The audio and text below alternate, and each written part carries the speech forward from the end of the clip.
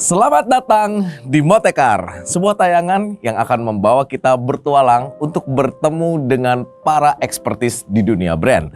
Sehingga kita bisa menggali informasi dan membawa kita untuk mempunyai referensi yang jauh lebih luas dan lebih lebar tentang bagaimana cara membangun sebuah brand. This is Motekar, brand lokal, kudu vokal.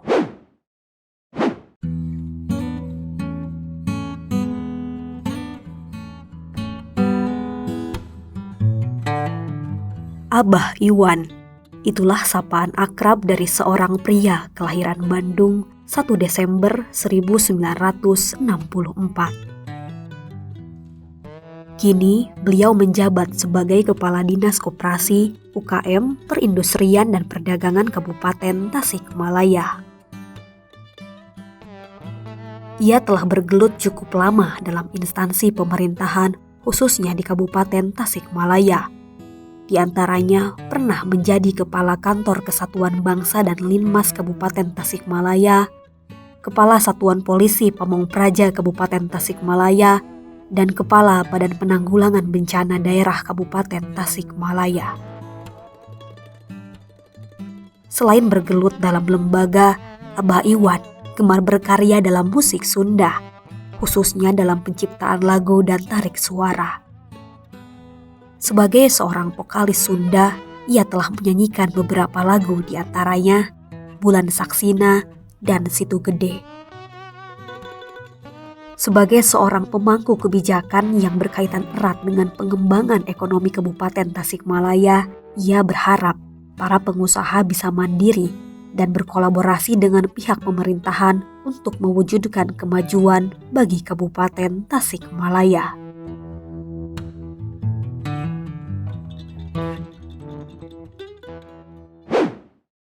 Sebagai pelaku usaha, seringkali kita berseberangan dengan berbagai kebijakan ataupun keputusan-keputusan yang diberikan oleh penguasa dalam kaitannya dengan industri kewirausahaan.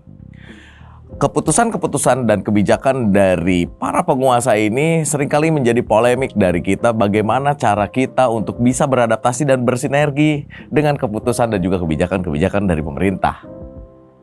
Dan hari ini saya akan membawa kawan saya dari sisi penguasa, dari sisi pemerintah untuk kita gali informasinya sehingga kita bisa lebih memahami dan mengetahui sebetulnya apa sih regulasi dan kebijakan dari pemerintah yang sekiranya masih salah persepsi di pandangan kita sehingga kita bisa punya relevansi dan bersinergi dengan kebijakan dan keputusan itu. This is Bah Iwan, Kepala Dinas Koperasi UMKM, Perindustrian dan Perdagangan Kabupaten Tasikmalaya. Bah, sehat bah? Ya alhamdulillah. Alhamdulillah. Kumaha bah? Pandemi repot deh kamari bah? Alhamdulillah. Alhamdulillah. Walaupun repot bisa dilalui dengan bisa dilalui. baik. Dan ekonomi kita masih tetap stabil. Ekonomi kita masih tetap stabil.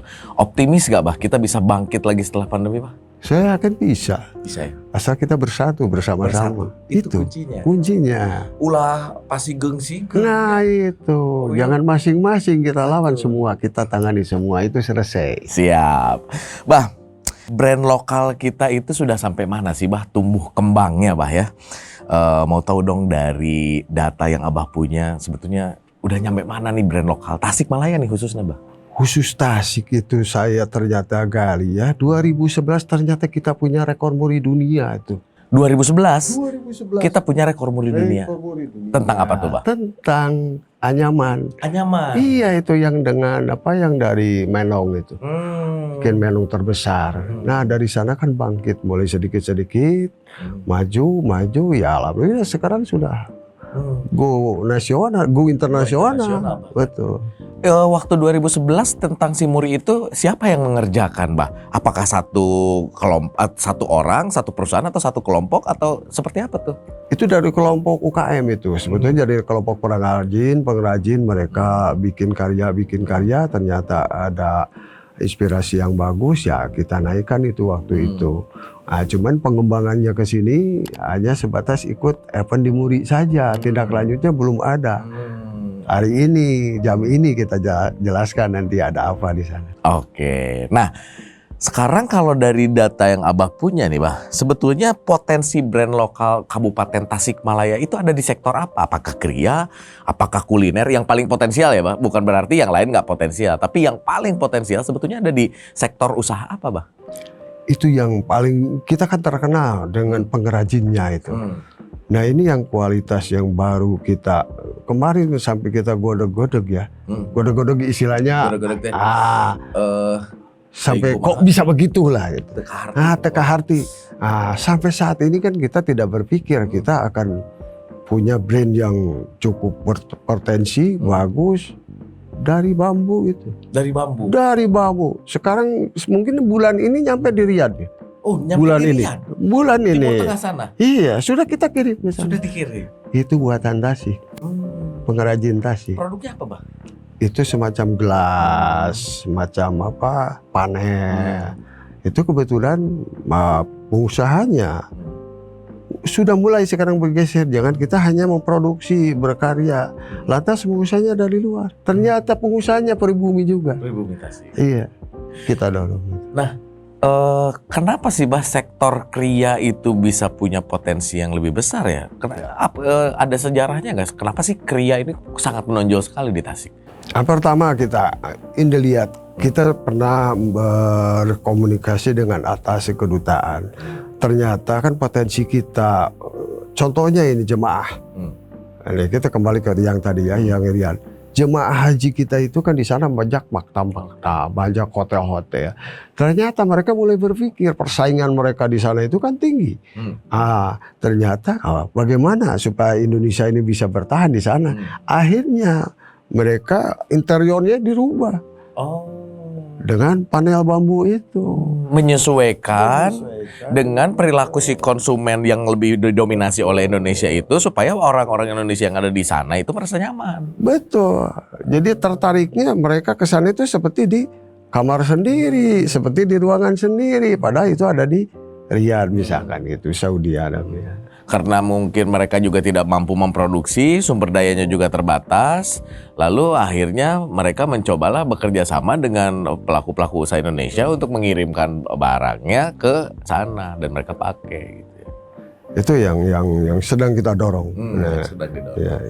Lalu kita tahu, Bah, ya, kalau di Tasik, gitu, apalagi kabupaten khususnya ya, itu banyak banget pengrajin, mulai dari mendong lah, terus pengrajin anyaman-anyaman keranjang lah gitu kan, atau istilahnya adalah kerajinan itu datangnya dari kabupaten terutama ya.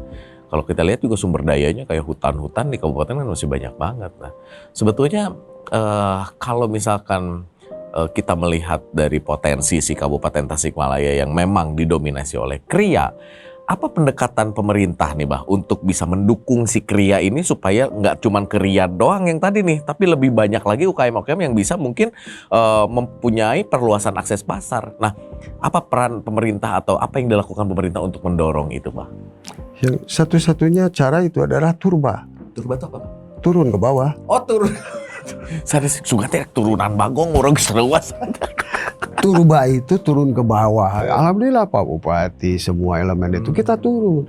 Bagaimana kita tahu hanya sebatas laporan, ternyata di bawah itu sudah banyak kreasinya, sudah banyak kemajuannya, bahkan sudah didorong dengan investasi-investasi yang lain, nah gitu.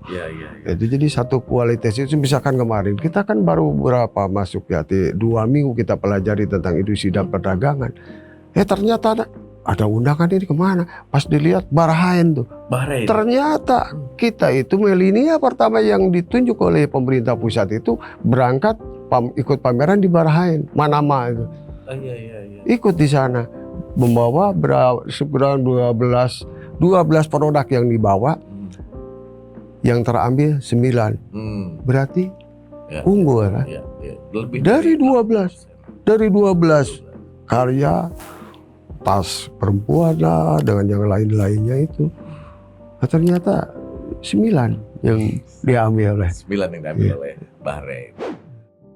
Guys, kria dari Tasikmalaya itu memang sudah sangat santer banget dari dulu ya. Bahkan sejarahnya juga sangat kuat sekali kalau kria Tasikmalaya itu memang menjadi tulang punggung ekonomi untuk Tasikmalaya sendiri. Dan juga menjadi komoditi untuk supply chain dari beberapa daerah di Indonesia yang memang sangat erat kaitannya dengan kerajinan. Seperti Bali misalkan, atau Yogyakarta. Banyak sekali mereka mensuplai bahan baku atau bahan setengah jadi itu didatangkan dari Tasikmalaya. But don't go anywhere. We'll be right back after jeda berikut ini. Masih bersama Bah Iwan di Motekar, brand lokal, kudu vokal. Bah, apa sih yang lemah dari brand lokal kita? Kalau tadi yang udah unggul nih, nah kan nggak sempurna dong. Pasti ada titik lemahnya nih. Apa sih yang masih lemah di UKM kita, di brand lokal kita yang sekiranya bisa Abah kasih pandangan buat teman-teman para pelaku terutama nih untuk bisa segera diperbaiki supaya kedepannya kan kita punya improvement atau peningkatan yang cukup signifikan sehingga Abah juga ketika membantu memfasilitasi untuk membukakan akses-akses pasar yang lain itu bisa lebih bersinergi. Apa yang masih lemah menurut Abah nih dari teman-teman UKM? Yang pertama, skema kita harus berani berubah ya. Karena selama ini kita sudah dibentuk cicing-tukcing istilahnya. Sudah dilatih ke sana tidak ada tindak lanjut. Jadi hanya sebatas penghamburan. Nah, dengan rancangan ke depan itu nanti ada semacam mobile training. Pemerintah daerah sudah menyiapkan nanti. Mobile training itu semacam unit mobil kendaraan nanti dengan apa instrukturnya ini bidang apa di sana nanti itu yang turun ke kelompok-kelompok. Jadi tidak hanya sebatas diundang ikut pelatihan sekian orang, 100 orang, 200 orang ya di hotel di segala macam, tapi kan dampaknya mana? Tapi yang terpenting turun dengan pakai mobil training. Oke. Nah, teman-teman jangan kebanyakan ikut pelatihan tanpa eksekusi juga. Ikut pelatihan terus-menerus Bah ya. Tapi beres pelatihan cicing ya. Itu dieksekusi kan akhirnya naon nu tadi dilatih teh kan tidak jadi apa-apa. Bahkan kadang-kadang ikut pelatihan terlalu sering itu buat teman-teman pengusaha itu kadang pusing. Karena kan loba teuingnya informasi itu nu mana nu bener akhirnya manehna teu migawean kala cicing akhirnya saking ku bingung. Bah, selain kria nih Bah, apalagi sih sebenarnya yang kita punya Bah, Tasikmalaya punya nih Bah? Manggis. Wih, ini menarik nih, perkebunan. Manggis itu kayak gimana Bah? Manggis itu kan sudah lama itu manggisnya. Tapi kenapa sih yang brandnya itu dari luar? Seolah-olah misalkan ini Palembang lah. Padahal ini dari kita, dari 2 kecamatan di kita, Puspahyang, Jatiwaras. Iya.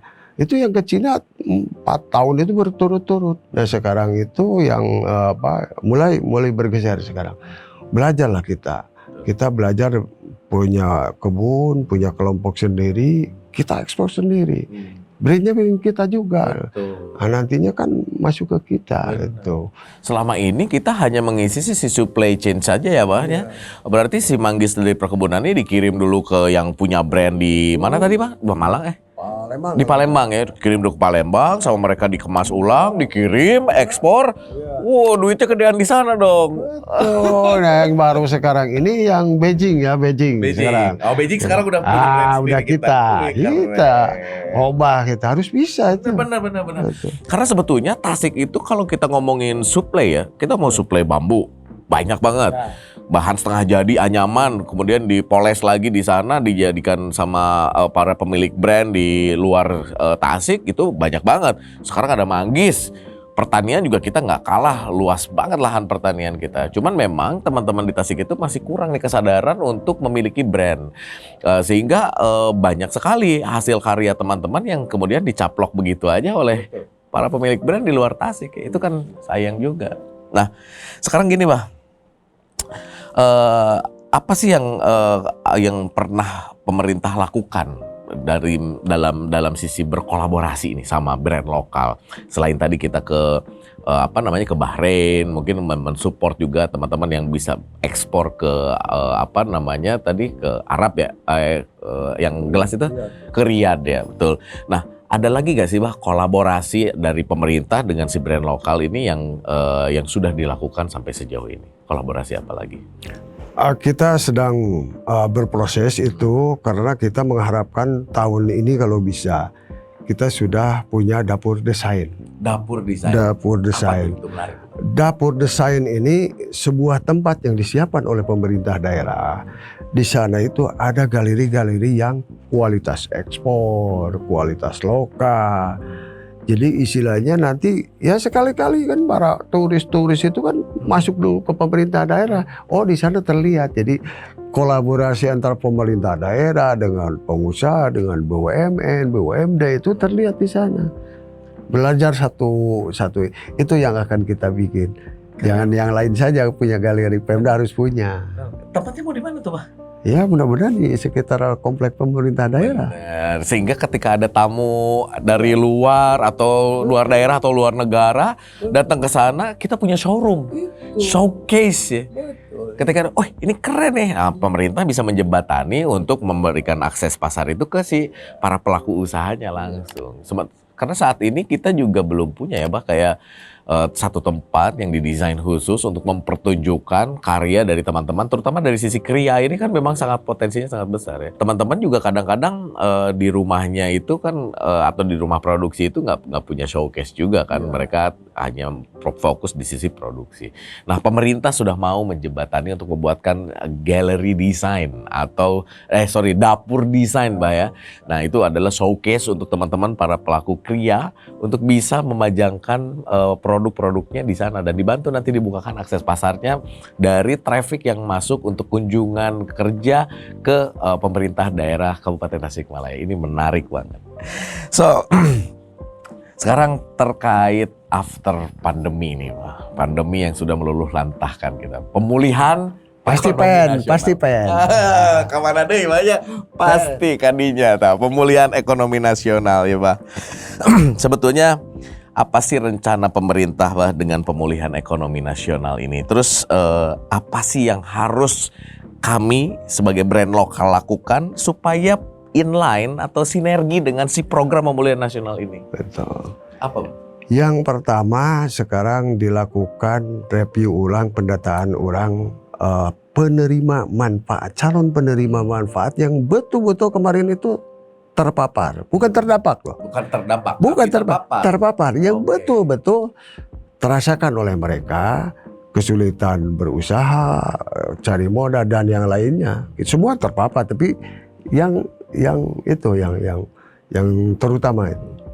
Nah, itu setelah itu kita data ulang ya ternyata kita tidak istilahnya dibeli ikan dan pancing. Janganlah kita beli ikan plus pancingnya gitu. Itu kan malas. Iya, malas. Udah dikasih dibere jujur jeung laukna isukna teh nungguan deui nya. Akhirna mentalna teh mental minta-minta. Padahal pengusaha mah kudu mandiri banyak. Itu harus terfokus. Sebetulnya kalau dengan biaya jangankan kuliah, dengan modal 10 juta atau 5 juta aja walaupun kecil itu bisa bertahan hidup. Dan kemarin di kala pandemik sedang naik-naiknya, justru ada keheranan untuk Kabupaten Tasik ini. Justru pandemi itu naik. Naik, Pak. Ini dari boleh kan Bapak tadi boleh. Tidak naon lah tapi. Jadi untuk Kabupaten Tasik yang 1 sampai 2 desa yang mandiri, malah nambah 20 atau lebih itu. Malah nambah. Harusnya hilang tuh yang mandiri itu jadi ini malah menambah. Berarti ekonomi kita stabil. Terus kita harus ngapain nih Mas si brand lokal ini supaya bisa inline sama pemulihan ekonomi nasional ini? Apakah kita harus kontak pemerintah atau akses apa sih yang sebetulnya bisa membuat si UKM atau si brand lokal ini merasa dipermudah dengan program pemulihan ekonomi nasional ini? Kita harus ngapain dan harus kemana untuk bisa sejalan dengan pemulihan ekonomi nasional ini? Hari kemarin Kemarin kita kumpul dalam rangka hawa atau ulang tahun kedua OOT itu. OOT naon, Bah? Oleh Tasik. Oleh Tasik. Itu ada 1.000 lebih pengrajin. Dan sekarang sudah brandnya sudah lumayan. Sekarang sudah mulai masuk ke warung-warung modern, toko-toko modern, Alfamart, Indomaret. Kemarin kita kumpul silaturahim. Ternyata ada makanan yang ringan, cemilan, yang lainnya tidak kalah dengan produk luar. Nah, satu-satunya kita membangun komunikasi dengan para pemilik-pemilik, investor-investor yang lain supaya mereka dari kelompok-kelompok binaan UKM kecil itu bisa masuk. Nah, di rumah OOT itulah mereka berkumpul dan melakukan hubungan yang bagus dengan para pembina UKM. Ya akhirnya insya Allah ke depan di Indomaret kita bisa cari makanan. Kita pengen cari makanan khas Cigalontang atau khas Manonjaya atau khas mana lah itu. Itu kan bisa. Ada itu. Udah mulai itu. Berarti sebetulnya teman-teman para pelaku brand lokal, pemilik brand lokal dan pelaku UMKM juga sebetulnya harus memiliki produk yang memang sudah baik juga kan. Nggak yang tiba-tiba, aku baru punya ide usaha atau aku usaha lagi masih belang betong kene terus tiba-tiba menyodorkan diri, tuh dibantuan abi. Kan orangnya bingungnya nggak bantuan produk mana kudu dibenerkeun heula gitu kan, orang gitu pedenya gitu untuk menjualnya atau membantu membukakan akses pasar atau mungkin mengenalkan dengan investor seperti kata Abah tadi. Jadi kuncinya adalah harus punya produk yang jelas dulu. Yang kedua, kalau yang saya tangkap adalah jangan mempunyai sifat atau mental meminta. Mandiri. Sehingga bangunlah komunikasi kemandirian itu dengan pemerintah. Pemerintah, saya punya program produk seperti ini. Saya sudah menjalankan usaha sampai sekian lama. Pasar saya udah sampai sini. Kalau pemerintah bantu, pasar saya bisa naik sekian %. Pemerintah juga pasti dengan sangat senang ya untuk bisa membukakan dan membantu teman-teman. Itulah inti dari pemulihan ekonomi nasional, teman-teman. So don't go anywhere. Kita akan balik lagi setelah jeda berikut ini. And here we go. Kita kembali lagi di Motekar, brand lokal, kudu vokal. Masih bersama Bah Iwan, Kepala Dinas UMKM, Industri dan Perdagangan Kabupaten Tasikmalaya. Apa yang harus brand lokal lakukan agar bisa berkompetisi di pasar yang lebih luas? Bisa ekspor atau bahkan bisa menguasai pasar lokal ya Indonesia. Indonesia tuh 270 juta jiwa banyak. Kita jangan muluk-muluk ngomongin ekspor dulu deh. Menguasai pasar Indonesia. Habis itu ekspor nggak apa-apa juga gitu kan. Apa sih yang harus dilakukan teman-teman brand lokal biar bisa naik kelas? Yang pertama harus pede bergaul. Setuju. Bergaul saja. Kita harus punya keberanian. Ternyata dengan dorongan keberanian kita coba lihat. Tahu-tahu dari Jepang udah minta lagi. Dari Spanyol minta lagi. Karena berani mereka. Nah itu pede dulu, berani dulu dan kita harus yakin dengan produk kita. Itu. Ada lagi? Ya istilahnya saling mendorong lah, saling mendorong. Berarti komunikasi dengan pemerintah juga penting ya. Jangan egois juga dengan BUMN juga ya. Mana tahu informasi yang kita berikan bisa dijahit kepentingannya oleh pemerintah atau BUMN ya. Terus apa yang rencana Abah ke depan untuk bisa membantu pertumbuhan si brand lokal atau UKM kita, Bah? Apa yang sedang Abah rencanakan dalam beberapa tahun ke depan? Saya akan usahakan ada ruangan rupiah. Apa tuh ruangan rupiah? Ruang RP. Itu ruang publik sebetulnya. Saya mikirnya guys, aduh duit. Ternyata bukan bantuan ya, tapi ruang publik. RP itu ruang publik, bukan cuan. Apa yang Abah lakukan dengan ruang publik? Di sana bisa komunikasi dengan pimpinan daerah, di sana bisa komunikasi dengan BUMN, BUMD, dengan investor. Sekarang kan zaman canggih, bisa langsung kan dengan atas kedutaan kita akan siapkan ruang publik supaya mengarah kepada rupiah kita lebih banyak lagi. Setuju banget, Bah. Karena ruang publik ini memang kita butuhkan untuk membangun jembatan komunikasi.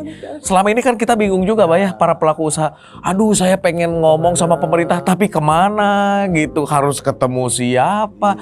Sementara pemerintah pun sebetulnya kan punya banyak kerjaan, kan ngurusin nggak cuman ini doang gitu. Banyak hal yang dilakukan. Dan yang harus teman-teman ingat sebetulnya kalau kita ngobrol pun sebetulnya pemerintah menjadi fasilitator, Bah, ya, memfasilitasi. Tidak semerta-merta semua solusi itu ada di pemerintah, gitu kan? Nah, balik lagi esensi dari kewirausahaan adalah kemandirian. Jadi teman-teman harus mandiri dulu, baru nanti difasilitasi oleh pemerintah. Bah, sebelum kita berpisah, kasih pesan-pesan dong sama teman-teman brand lokal di situ tuh, Bah. Yang terpenting, mari kita temukan semangat kita untuk membangun bangsa. Apalagi ekonomi kita sedang seperti ini, kita dorong, insya Allah kita akan berhasil. Saya Turba. Turun ke bawah. Pak Iwan, hatur nuhun pisan tos nyempatkeun waktosna ka dieu.